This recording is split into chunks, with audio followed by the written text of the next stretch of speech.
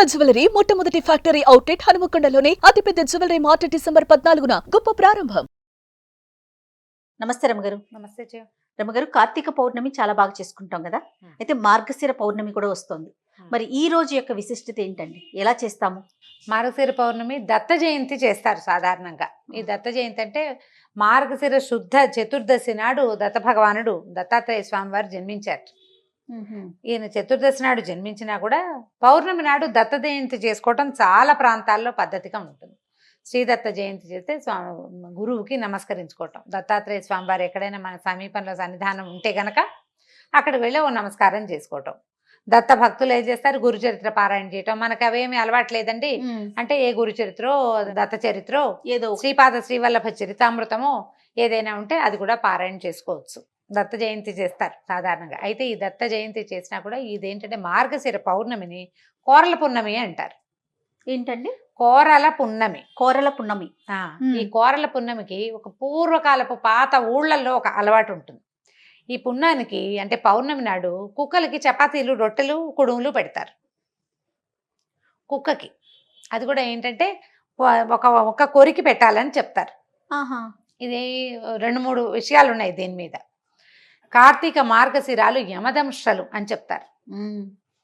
ఇక్కడ మరణాలు ఎక్కువగా సంభవిస్తాయి. అవునవును. ఆయన కోరలు వస్తాయిట. అయితే ఈ యముడిని భయాన్ని నుంచి అపమృత్యు దోషం నివారించుకోవటానికి ఇలా కుక్కలకి ఆహారం ఇవ్వాలని చెప్తారు కొన్ని ప్రాంతాల్లో. అంటే సాధారణంగా మాకు ఇళ్లలో ఏమని చెప్తారంటే నెల పట్టినప్పటి నుంచి జాగ్రత్తగా ఉండాలి. ఎక్కువగా మనం చెడు వార్తలు ఎక్కువగా వింటామని వింటాం కదా. మార్గశిర మాసం ఎక్కువ మరణాలు ఉంటాయి.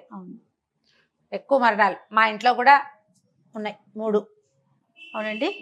మార్గశిర మాసమే మా నాన్నగారు పోయారు. మా పెద్ద బాబా, మా ఆఖరి మా 3వ బాబా వాళ్ళు మార్గశిర మాసమే. మార్గశిర మాసంలోనే ఎక్కువ దుర్వార్తలు వింటుంటారు. ఏదైనా అనారోగ్యం ఉన్న వాళ్ళు ఈ సమయం వచ్చేసరికల్లా కాసుకోలేకపోతారు, ఆగలేకపోతారనమాట. భరించద్దు, ఇచ్చాలిని వాటిని భరించద్దు, కొంచెం అట్లా చెప్తారు. పూర్వం నుంచి ఉంది. డిసెంబర్లో మనం దుర్వార్తలు ఎక్కువగా వింటాం.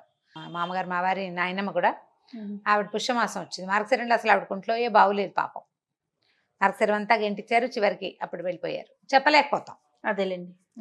అయితే ఈ వ్యవహారాల్లో ఏంటంటే మనం ఎప్పుడు ఆలోచించుకోవాల్సింది ఏంటంటే పూర్వకాలం నుంచి ఉన్న అలవాట్లు, సంప్రదాయాలు కానీ ఏదో ఒక క్యాల్కులేషన్ తోటి పెట్టుంటారు. అవునండి. దీంట్లో ఇంకో క్యాల్కులేషన్ ఏం చెప్తారంటే ఇది రోడ్ల మీద తిరిగే కుక్కలకి ఆహారం పెట్టడం సంవత్సరంలో ఒక్కసారైనా. దానివల్ల కుక్కలు ఒకసారి ఆహారం పెట్టిన వాళ్ళని మర్చిపోవు. అవునా? ఒక్కసారి ఒక్క బిస్కెట్ పెట్టు, అది నేను చూడంగానే తోకాడేస్తుంది, గుర్తుపడుతుంది. వాసన, వ్యక్తుల వాసన గుర్తుంటుంది. కొరికిన ఆహారాన్ని కనుక పెడితే అంటే చపాతీని కొంచెం పిల్లడితో తినిపించి పెట్టిస్తారు. కుక్కకి ఎంగిలైనా పెడతావా అలాంటివి అడగండి, పాత పద్ధతి ఇది అంతే. ఈ పెడితే ఇవన్నీ కూడా ఏంటంటే మన ఇంట్లో పెంచుకునే దానికి కాదు, రోడ్డు మీద ఉన్న వీధి కుక్కలకి పెట్టిస్తారు. ఇక ఆ కుక్క వాడిని కరవదు, వాడిని ఏం చేయదు, ప్రమాదాలు తగ్గిపోతాయి. అందుకని ఈ జీవులకి ఆహారం ఇవ్వటము, తర్వాత వీటితోటి హ్యూమన్ ఫ్రెండ్లీ అంటే మనతోటి అవి ఫ్రెండ్లీగా ఉండడానికి ఒక మంచి పద్ధతి అన్నమాట. కుడుములు పెడతారు కొన్ని చోట్ల. కుడుములు అంటే మనం రవ్వతోటి చేస్తాం కదా, వినాయక చవితి చేస్తాం చూడు, కుడుములు చేసి కుడుములు చిన్న ముక్క కొరికి పిల్లల్ని పెట్టమంటారు అనమాట. పిల్లలు పెడతారు, పెద్దవాళ్ళు, ఇంట్లో ఉన్న వాళ్ళందరూ పెట్టడం, చపాతీలు పెట్టడం, రొట్టెలు కూడా చేసి పెడతారు. చపాతీలు తింటాయి కదా కుక్కలు. సో ఇలా పెట్టడం ఒక పద్ధతి. మొన్నట్లో చదివిన పుస్తకంలో అయితే ఎలా చెప్పారంటే చిత్రగుప్తుడి సోదరిట కోరలమ్మ అని ఒక ఆవిడ, ఆమెని తలుచుకున్న వాళ్ళకి పాపాల చిట్టా తగ్గిపోతుందని. కోరలమ్మ అని ఒక దేవత కూడా ఉందంటారు కొన్ని ఊళ్ళల్లో. ఆమె ప్రీత్యర్థం ఈ కోరల పూర్ణమి రోజున ఇట్లా ఏదైనా ఆహారం పెడతారని. ఇందులో ఇంకొకటి ఏం చెప్తారు, ఎన్ని ఉన్నాయో పాఠభేదాలు చూడు ప్రాంతాలని బట్టి.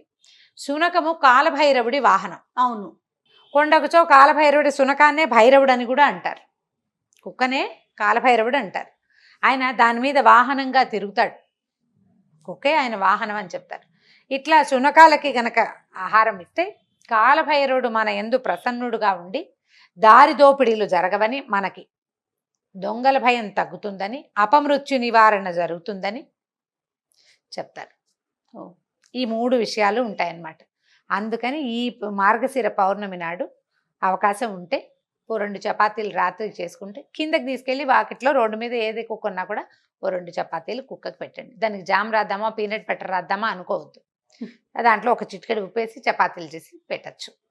ఇది చాదస్తంగా పురాతన సాంప్రదాయంగా భావించి ఇది చేయకపోతే కొంప మునిగిపోతుంది అనుకోకండి. చేయాలనిపిస్తే చేసుకోండి.